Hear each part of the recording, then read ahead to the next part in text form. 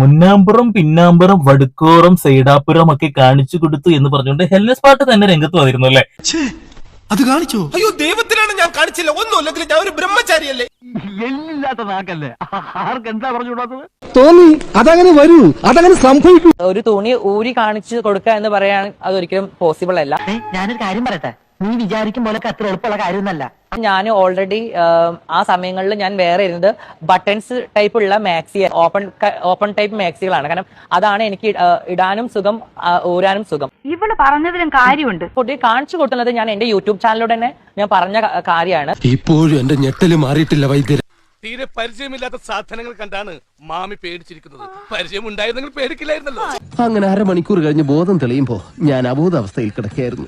അത് സത്യം തന്നെയാണ്, ഞാൻ കാണിച്ചു കൊടുത്തു. കൊള്ളാലോ, വക്കീല് പറഞ്ഞപ്പോ ഞാൻ ഇത്രയും പ്രതീക്ഷിച്ചില്ല.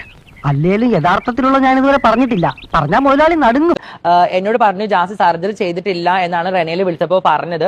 അപ്പൊ ജാസി എന്ത് സർജറിയാണ് ചെയ്തതെന്നൊക്കെ ചോദിച്ചപ്പോ ഞാൻ പറഞ്ഞു, ഞാൻ നിനക്ക് വിശ്വാസം ഇല്ലെങ്കിൽ ഞാൻ കാണിച്ചു തരാന്ന് പറഞ്ഞു. ഞാനാണെങ്കിൽ അപ്പൊ അത് സമ്മതിക്കുകയും ചെയ്തു. പിന്നീടാണ് അതിന്റെ ഒരു ചതി എനിക്ക് മനസ്സിലായത്. പറഞ്ഞു ഓക്കെ, ഇന്ന് നീ വീഡിയോ ഓൺ ആക്കണ്ട, നീ കാണാലോ, ഞാൻ ജസ്റ്റ് വീഡിയോ ഓൺ ആക്കാന്ന് പറഞ്ഞു. ഞാൻ വീഡിയോ ഓൺ ആക്കിയിട്ട് എന്റെ 2 ബട്ടൺസ് തുറന്ന് ഓരോന്നോരോന്നായി പുറത്തേക്ക് വന്നോണ്ടിരിക്കുകയാണല്ലോ. പിന്നെ കുറെ ആൾക്കാർ പറയുന്നത് ജാസി മറ്റേ പുറത്തൊക്കെ പോയ ട്രെയിനിൽ ആൾക്കാർ ഇങ്ങനെ പൊന്തിച്ച് കാണിച്ചു കൊടുക്കുന്ന പോലെ ജാസി പൊന്തിച്ച് കാണിച്ചു കൊടുത്തു, ജാസി താഴോട്ട് കാണിച്ചു കൊടുത്തു എന്നൊക്കെയാണ് കുറെ ആൾക്കാർ പറഞ്ഞു പരത്തിയത്. അപ്പൊ അത് തെറ്റിദ്ധാരണയാണ്. ഒന്ന് പറഞ്ഞ രണ്ടാമത്തെ തുണി പൊക്കി കാണിക്കും. ഞാൻ കാണിച്ചു കൊടുത്തത് തന്നെ സർജറി ചെയ്ത ഭാഗത്ത് വിത്ത് സ്റ്റിച്ച് അടക്കമാണ് ഞാൻ കാണിച്ചു കൊടുത്തത്.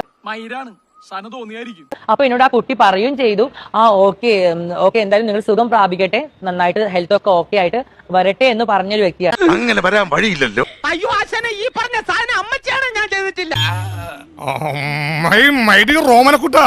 തുറന്ന് ഞാൻ കാണിച്ചു കൊടുത്തിട്ടുണ്ട്. ഉസുറും പുളിയില്ലാത്തോനെ. അല്ല പിന്നെ ഓന്റെ സിലിക്കോൺ കണ്ടിട്ടുണ്ട് എനക്കിട ഉണ്ടാവാൻ. എന്തോ ഞാൻ എന്താ പറഞ്ഞു? അതിന് തന്നാരും വിളിച്ചില്ല. വിളിച്ചു തന്നെയല്ലേ. എങ്ങനെയാ ആവശ്യത്തെ കാര്യങ്ങൾ ഇടപെടുത്താ